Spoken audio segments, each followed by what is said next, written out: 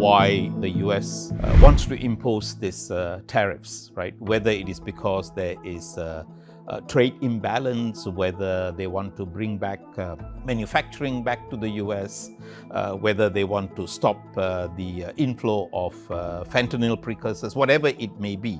I have to say that none of it kind of makes sense.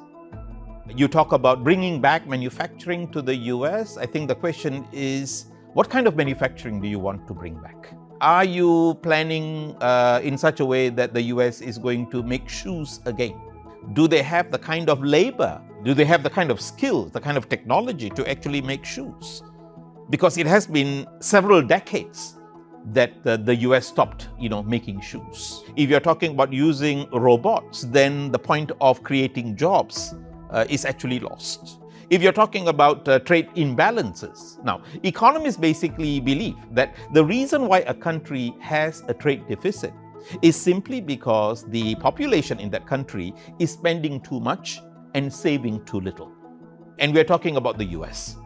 This is a country that spends a lot. So in that sense, if they are spending too much and they are not able to produce as much as they want to spend, then obviously you have to import, right? And in that sense, trade deficit is not really something that is terribly wrong. Now, the other point that normally is ignored is when we talk about trade in services.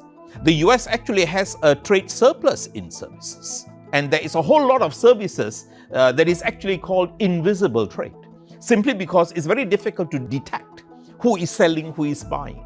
So when we talk about the US having a trade deficit, I think if you only look at goods, I think you're missing the point. So when we talk about China, for example, the tariff that the US will impose on China to be above 100%, whether it's 100, 150%, really does not matter here. What should China do? In my opinion, I would say two things. One, I think it is more important than ever before for China to coordinate its action with other allies. I'm talking about the EU, I'm talking about ASEAN, Southeast Asia, because these are the other two main areas that is affected quite badly. Number two, this is the time and the most suitable time for China to increase its domestic consumption.